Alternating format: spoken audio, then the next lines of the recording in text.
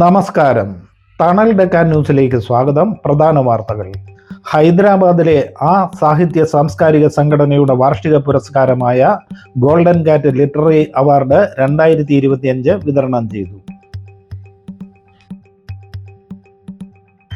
ജനുവരി 29, 30, 31 തീയതികളിൽ തിരുവനന്തപുരത്ത് നടന്ന 5ാമത് ലോക കേരള സഭാ സമ്മേളനത്തിൽ ഇന്ത്യക്കുള്ളിലെ 28 സംസ്ഥാനങ്ങളിൽ നിന്നും 125 വിദേശ രാജ്യങ്ങളിൽ നിന്നുമായി 500-ലധികം പ്രതിനിധികൾ പങ്കെടുത്തു. യുവജന ശാക്തീകരണത്തിനും പുരോഗതിക്കും വേണ്ടി all India Malayali association Telangana youth leadership summit സംഘടിപ്പിച്ചു. കേരളത്തിന് അനുവദിച്ചു കിട്ടിയ 3 പ്രതിവാര അമൃത് ഭാരത് എക്സ്പ്രസ് ട്രെയിനുകളിൽ ഒന്നായ ചെർളപ്പള്ളി തിരുവനന്തപുരം നോർത്ത് ട്രെയിൻ ഓടിത്തുടങ്ങി. മലയാളം മിഷൻ പുരസ്കാരങ്ങൾ പ്രഖ്യാപിച്ചു. 2025 അധ്യയന വർഷം നടത്തിയ മികച്ച പ്രവർത്തനങ്ങൾക്കുള്ള കണിക്കൊന്ന പുരസ്കാരം തെലങ്കാന ചാപ്റ്ററിന്. ശബരിമല തീർത്ഥാടകരുടെ ദീർഘനാളത്തെ ആഗ്രഹമായ ശബരി റെയിൽ പദ്ധതി യാഥാർത്ഥ്യത്തിലേക്ക്. ഹൈദരാബാദിലെ ദമ്മൈഗുഡയിൽ പ്രവർത്തിച്ചു വരുന്ന SJF health care and geriatric centre സ്വാന്തനത്തിന്റെ 1ാം വാർഷികം ആഘോഷിച്ചു. Shadnagar Malanad welfare association Christmas new year ആഘോഷിച്ചു. ചിറക്കടവ് ശ്രീമഹാദേവ ക്ഷേത്രത്തിലെ ഈ വർഷത്തെ തിരുവുത്സവം ഫെബ്രുവരി 9 കൊടിയിറങ്ങി. ഇനിയൊരു കൗതുക വാർത്ത.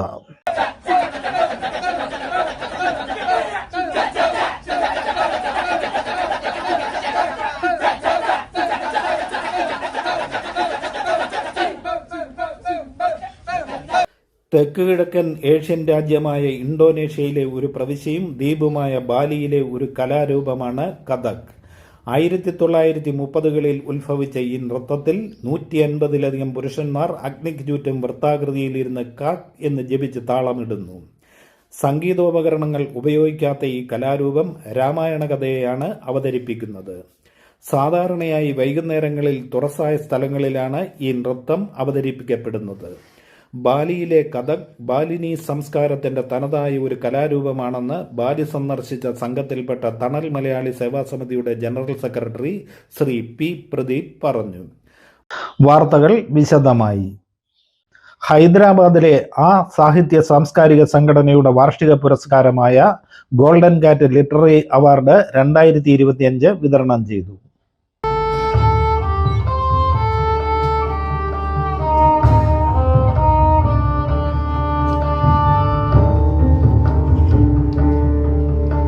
ജനുവരി 25 രവീന്ദ്രഭാരതിയിൽ വെച്ച് നടന്ന ചടങ്ങിൽ പ്രശസ്ത കഥാകാരൻ ശ്രീ സക്കറിയ ആണ് അവാർഡുകൾ വിതരണം ചെയ്തത്. ചുവന്ന ശലഭങ്ങളില്ലാത്ത സ്ത്രീകളെക്കുറിച്ചൊരു ഗീതകം എന്ന കവിതയ്ക്ക് മിനിമോൾ തങ്കച്ചനും ഭൂപടങ്ങളിൽ ഇടമില്ലാത്തവർ എന്ന കഥയ്ക്ക് നസീം ഏലേതിലുമാണ് പുരസ്കാരങ്ങൾ ഏറ്റുവാങ്ങിയത്. 25,000 രൂപയും പ്രശസ്തി പത്രവും ശ്രീ രാജീവ് നായർ രൂപകൽപ്പന ചെയ്ത ശില്പവും അടങ്ങുന്നതായിരുന്നു പുരസ്കാരം. 50 വർഷത്തിലേറെയായി പത്രപ്രവർത്തന രംഗത്ത് സജീവമായി തുടരുന്ന Sri CG Chandramohan arts icon പുരസ്കാരം ഏറ്റുവാങ്ങി. അധ്യാപകൻ ശ്രീ TT ശ്രീകുമാർ ചടങ്ങ് ഉദ്ഘാടനം ചെയ്തു. Malayalam mission chairman Sri MM Abraham അധ്യക്ഷനായിരുന്ന ചടങ്ങിൽ കലാസാഹിത്യ രംഗത്തു നിന്നുള്ള പ്രമുഖർ സംസാരിച്ചു. ഇരട്ട നഗരത്തിൽ നിന്നുള്ള ഒട്ടേറെ പേർ പരിപാടിയിൽ പങ്കെടുത്തു. ജനുവരി 29, 30, 31 തീയതികളിൽ തിരുവനന്തപുരത്ത് നടന്ന 5ാമത് ലോക കേരള സഭാ സമ്മേളനത്തിൽ ഇന്ത്യക്കുള്ളിലെ 28 സംസ്ഥാനങ്ങളിൽ നിന്നും 125 വിദേശ രാജ്യങ്ങളിൽ നിന്നുമായി 500-ലധികം പ്രതിനിധികൾ പങ്കെടുത്തു. കനകക്കുന്നിലെ നിശാഗന്ധി ഓഡിറ്റോറിയത്തിൽ വെച്ച് നടന്ന പൊതുസമ്മേളനത്തിൽ നിയമസഭാ സ്പീക്കർ AN ഷംസീർ അധ്യക്ഷത വഹിച്ചു. മുഖ്യമന്ത്രി ശ്രീ പിണറായി വിജയൻ യോഗ ഉദ്ഘാടനം ചെയ്തു. മന്ത്രിമാരായ V Sivankutty, Roshy Augustine, K Rajan, MA Yusuff Ali, Ravi Pillai തുടങ്ങിയവർ ആശംസകൾ നേർന്നു. ചീഫ് സെക്രട്ടറി സ്വാഗതവും TV അനുപമ IAS നന്ദിയും പറഞ്ഞു. പ്രവാസി ക്ഷേമം, കുടിയേറ്റ നിയമങ്ങൾ, കേരളത്തിന്റെ വികസനം എന്നിവ ലക്ഷ്യമാക്കി സംഘടിപ്പിച്ച സമ്മേളനത്തിൽ തെലങ്കാനയെ പ്രതിനിധീകരിച്ചുകൊണ്ട് 8 പേർ പങ്കെടുത്തു. വർഷം തോറും പ്രവാസി മലയാളികൾ നാട്ടിലേക്ക് യാത്ര ചെയ്യുന്നത് കൂടാതെ അനേകം ഭക്തരാണ് തെലങ്കാനയിൽ നിന്നും ശബരിമലയ്ക്ക് പോകുന്നത്. വർദ്ധിച്ചു വരുന്ന യാത്രാ ചിലവുകളും ക്ലേശങ്ങളും കണക്കിലെടുത്ത് ഹൈദരാബാദിനും തിരുവനന്തപുരത്തിനുമിടയിൽ ഒരു KSRTC സർവീസ് ആരംഭിക്കുക, OV വിജയൻ ശേഷിപ്പുകൾ കേരള സർക്കാർ വകുപ്പ് ഏറ്റെടുത്ത് സംരക്ഷിക്കുക, തെലങ്കാന സർക്കാർ നൽകിയ ഒരേക്കർ ഭൂമിയിൽ ഒരു കേരള ഭവൻ നിർമ്മിച്ചു നൽകുക, കേരള ടൂറിസം പ്രൊമോഷനായി തെലങ്കാനയിൽ കേരള സർക്കാർ തലത്തിൽ സ്വീകരിക്കേണ്ട പരിപാടികൾ കൈക്കൊള്ളുക തുടങ്ങിയ ആവശ്യങ്ങൾ ഹൈദരാബാദിൽ നിന്നുള്ള ലോക കേരള സഭാ മെമ്പർ ശ്രീ BCR നായർ സഭയിൽ ഉന്നയിച്ചു. കൂടാതെ കൂട്ടായ നിവേദനങ്ങളും മുഖ്യമന്ത്രിയുടെ PA വഴി അവിടെ സമർപ്പിച്ചു.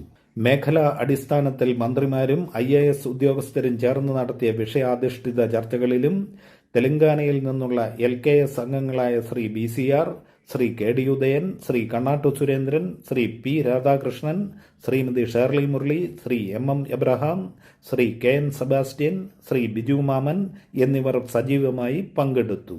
ജനുവരി 31 നിയമസഭയിലെ ശങ്കരനാരായണൻ തമ്പി ഹാളിൽ വെച്ചായിരുന്നു സമ്മേളനത്തിന്റെ സമാപന പരിപാടികൾ. യുവജന ശാക്തീകരണത്തിനും പുരോഗതിക്കും വേണ്ടി all India Malayali association Telangana youth leadership summit സംഘടിപ്പിച്ചു. യൂസഫ്ഗുഡയിലെ നിംസ്മിയിൽ വെച്ച് ഫെബ്രുവരി 1 സംഘടിപ്പിച്ച യോഗം എയ്മ നാഷണൽ പ്രസിഡന്റ് ശ്രീ ഗോകുലം ഗോപാലൻ ഉദ്ഘാടനം ചെയ്തു. Treasurer Sri Prakash Vasu, national media coordinator Sri CG Chandramohan, youth wing national convener Sri Balachandran, വനിതാ ഭാരവാഹികൾ എന്നിവർ ചേർന്ന് ദീപം തെളിയിച്ചു. എയ്മ ദേശീയ general secretary Sri KR Manoj മുഖ്യാതിഥിയും ദേശീയ വൈസ് പ്രസിഡന്റും സൗത്ത് റീജിയൻ ഇൻചാർജുമായ ശ്രീ നന്ദകുമാർ പ്രത്യേക ക്ഷണിതാവുമായിരുന്നു. Telangana state president Shri PVK Raman അധ്യക്ഷത വഹിച്ചു. General secretary Shri BAK Unni Menon സ്വാഗതം ആശംസിച്ചു. IDAS ഉദ്യോഗസ്ഥനായ ശ്രീ ആനന്ദ് അച്യുതൻകുട്ടിയായിരുന്നു മുഖ്യപ്രഭാഷകൻ. വിവിധ തുറകളിൽ കഴിവ് തെളിയിച്ചിട്ടുള്ളവർ ചാനൽ ചർച്ചകളിൽ പങ്കെടുത്തു.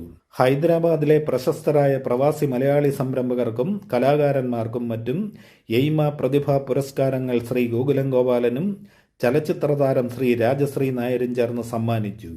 അനേകം യുവ സംരംഭകർ പരിപാടിയിൽ പങ്കെടുത്തു. കേരളത്തിന് അനുവദിച്ചു കിട്ടിയ 3 പ്രതിവാര അമൃത് ഭാരത് എക്സ്പ്രസ് ട്രെയിനുകളിൽ ഒന്നായ ചെർളപ്പള്ളി തിരുവനന്തപുരം നോർത്ത് ട്രെയിൻ ഓടിത്തുടങ്ങി.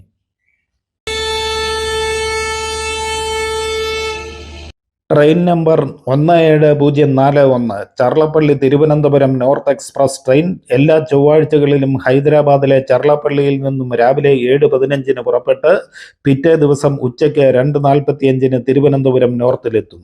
അതുപോലെ train number 17042 Thiruvananthapuram north Charlapally express train എല്ലാ ബുധനാഴ്ചകളിലും വൈകിട്ട് 5:30 തിരുവനന്തപുരം നോർത്തിൽ നിന്ന് പുറപ്പെട്ട് പിറ്റേ ദിവസം രാത്രി 11:30 ചർളപ്പള്ളിയിലുമെത്തും.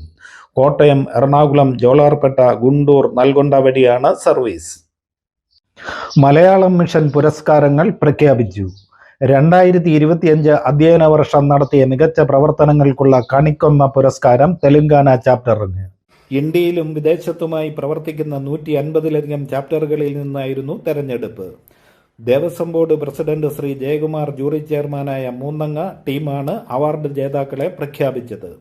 പഠനോത്സവം, പ്രവേശനോത്സവങ്ങൾ, അധ്യാപക പരിശീലനം, ഭാഷാപ്രതിജ്ഞ, കുട്ടികൾക്കായുള്ള ഭരണഘടന ആമുഖ പഠനം, സുഗതാഞ്ജലി, ആഗോള കാവ്യാലാപന മത്സരം, ബാലശാസ്ത്ര പരീക്ഷ, ലഹരിവിരുദ്ധ കവിതാരചന, കുട്ടികൾക്കായി റേഡിയോ മലയാളം പരിചയപ്പെടുത്തൽ, കവി കടമ്മനിട്ട അനുസ്മരണവും അദ്ദേഹത്തിൻ്റെ കവിതകളുടെ ദൃശ്യാവിഷ്കാരമായ കടമ്മനിട്ടയിൽ നിന്നും കാട്ടാക്കടയിലേക്ക് തുടങ്ങി ഒട്ടേറെ പ്രോഗ്രാമുകൾ 2025 തെലങ്കാന ചാപ്റ്റർ ഏറ്റെടുത്ത് നടത്തുകയും വൻ വിജയമാക്കുകയും ചെയ്തു.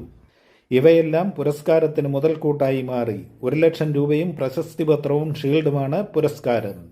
ഫെബ്രുവരി 21 തിരുവനന്തപുരം സംസ്കൃതി ഭവനിൽ വെച്ച് നടക്കുന്ന ചടങ്ങിൽ മുഖ്യമന്ത്രി ശ്രീ പിണറായി വിജയൻ പുരസ്കാരങ്ങൾ സമ്മാനിക്കുമെന്ന് മലയാളം മിഷൻ ഡയറക്ടർ ശ്രീ മുരുകൻ കാട്ടാക്കട അറിയിച്ചു. ശബരിമല തീർത്ഥാടകരുടെ ദീർഘനാളത്തെ ആഗ്രഹമായ ശബരി റെയിൽ പദ്ധതി യാഥാർത്ഥ്യത്തിലേക്ക്. 3810 കോടി രൂപ ചെലവ് പ്രതീക്ഷിക്കുന്ന ഈ പദ്ധതിയുടെ പകുതി ചെലവായ 1905 കോടി രൂപ കേരളം നൽകും. ഇന്ത്യയുടെ ചരിത്രത്തിൽ ആദ്യമായാണ് റെയിൽവേ പദ്ധതിക്ക് വേണ്ടി പണം നൽകേണ്ടി വരുന്ന സാഹചര്യം ഒരു സംസ്ഥാന സർക്കാരിൽ നിക്ഷിപ്തമാകുന്നത്. നിർമ്മിക്കാൻ ഉദ്ദേശിക്കുന്ന 111 കിലോമീറ്റർ ദൈർഘ്യമുള്ള റെയിൽപാതയുടെ അങ്കമാലി മുതൽ കാലടി വരെയുള്ള ഏതാണ്ട് 8 കിലോമീറ്റർ ദൂരം വർഷങ്ങൾക്ക് മുൻപേ പണി പൂർത്തിയായിരുന്നു. പദ്ധതി യാഥാർത്ഥ്യമാകുമ്പോൾ അത് നാടിൻ്റെ വികസനത്തിനും രാജ്യത്തിൻ്റെ എല്ലാ ഭാഗത്തു നിന്നുമുള്ള അയ്യപ്പ ഭക്തരടക്കമുള്ള യാത്രക്കാർക്ക് ഏറെ പ്രയോജനകരമായി മാറും. ഹൈദരാബാദിലെ ദമ്മൈഗുഡയിൽ പ്രവർത്തിച്ചു വരുന്ന SJF health care and geriatric centre സ്വാന്തനത്തിന്റെ 1ാം വാർഷികം ആഘോഷിച്ചു. ഫെബ്രുവരി 11 വൈകുന്നേരം 7 മണിക്കായിരുന്നു ആഘോഷ പരിപാടികൾ സംഘടിപ്പിച്ചത്. ബഹുമാനപ്പെട്ട ലോക കേരള സഭ മെമ്പർ ശ്രീ കണ്ണാട്ട് സുരേന്ദ്രൻ മുഖ്യാതിഥിയായിരുന്നു. Father Shijo Pallikkunnath, father Justin എന്നിവരെ കൂടാതെ ഇരട്ടനഗരത്തിൽ നിന്നുള്ള മറ്റു പ്രമുഖ വ്യക്തികളും പങ്കെടുത്തു. വയോജന പരിചരണം എന്നത് പ്രായമായവർക്ക് വേണ്ടിയുള്ള ഒരു ആരോഗ്യ സംരക്ഷണമാണ്. ക്ഷമ, വൈദഗ്ധ്യം, ആത്മാർത്ഥമായ സേവനം എന്നിവയിലൂടെയുള്ള SJFന്റെ ജൈത്രയാത്ര തുടരുന്നു. SJF offers services like diaper changing, vital signs monitoring, feeding, bathing, basic physiotherapy, mental wellness support, medication management, wound dressing, catheter care, peg feeding, Ryle's tube feeding, post-surgical care, diabetic patient care, trichostomy care, stoma care, palliative care, nebulization, oxygen therapy, dementia, Alzheimer care, cancer care, Parkinson patient care and stroke patient care. സെന്ററിന്റെ സേവനം ആവശ്യമുള്ളവർക്ക് 9710701519 8297016783 എന്ന നമ്പറുകളിൽ ബന്ധപ്പെടാവുന്നതാണ്. Shadnagar Malanad welfare association Christmas new year ആഘോഷിച്ചു. ജനുവരി 26 വൈകിട്ട് ഷാദ്നഗറിലെ saint Mary's school അങ്കണത്തിൽ വച്ചായിരുന്നു ആഘോഷ പരിപാടികൾ സംഘടിപ്പിച്ചത്. വിശിഷ്ടാതിഥികളായി പരിപാടിയിൽ പങ്കെടുത്ത ബഹുമാനപ്പെട്ട CTRMA president Sri Libi Benjamin, TETS working president Sri Laiju Thomas എന്നിവർ ക്രിസ്തുമസ് ന്യൂ ഇയർ ആശംസകൾ കൈമാറി. സംഘടനയിൽ നിന്നുള്ള കലാപ്രതിഭകൾ വിവിധ ഇനം പരിപാടികൾ അവതരിപ്പിച്ചു.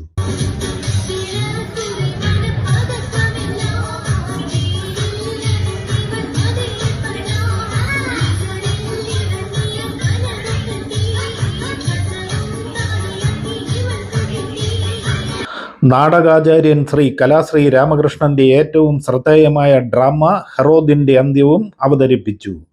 ക്രൂരനായ റോമൻ ഭരണാധികാരി ഹെറോദിന്റെ അന്ത്യത്തെയാണ് ഈ ഡ്രാമയിലൂടെ കലാശ്രീ രാമകൃഷ്ണൻ അവതരിപ്പിച്ചത്. ഹെറോദ് തന്റെ 36 വർഷത്തെ ഭരണകാലത്തിനിടയ്ക്ക് ചെയ്തു കൂട്ടിയ ക്രൂരതകൾ നിരവധിയാണ്.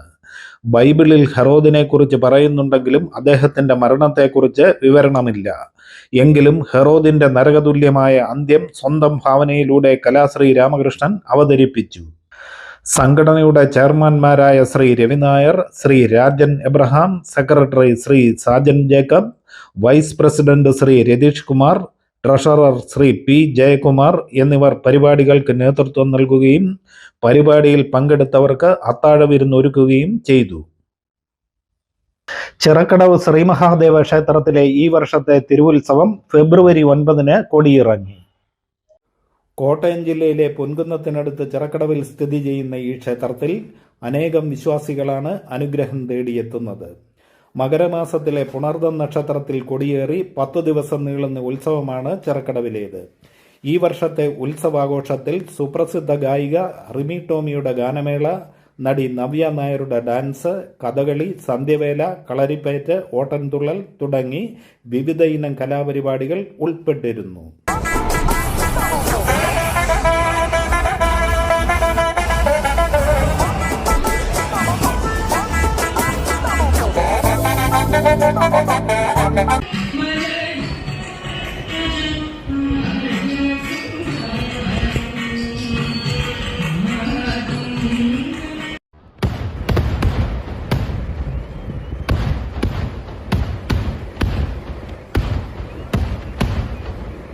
ആയിരത്തിലധികം വർഷങ്ങളുടെ പഴക്കമുണ്ടെന്ന് കരുതപ്പെടുന്ന ഈ ക്ഷേത്രം ശബരിമല വിശ്വാസങ്ങളുമായിട്ടും ചേർന്നു നിൽക്കുന്നു. ചെറുപ്പകാലത്ത് അയ്യപ്പൻ ചിറക്കടവിലെത്തി ആയോധനകല പഠിച്ചുവെന്നാണ് പറയപ്പെടുന്നത്. അതിൻ്റെ ഭാഗമായിട്ടുള്ളതാണ് ചിറക്കടവിലെ വേലകളി എന്ന് പറയപ്പെടുന്നു.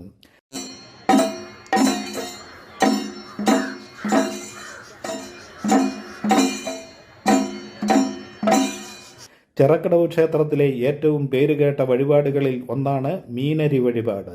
രോഗശാന്തിക്കായി ക്ഷേത്രക്കുളത്തിലെ മീനുകൾക്ക് ഊട്ട് നൽകുന്ന വഴിപാടാണിത്. തണൽ ഡെക്കാൻ വാർത്തകൾ ഇവിടെ അവസാനിക്കുന്നില്ല. കൂടുതൽ വാർത്തകളും വിശേഷങ്ങളുമായി വീണ്ടും കാണാം. നന്ദി, നമസ്കാരം.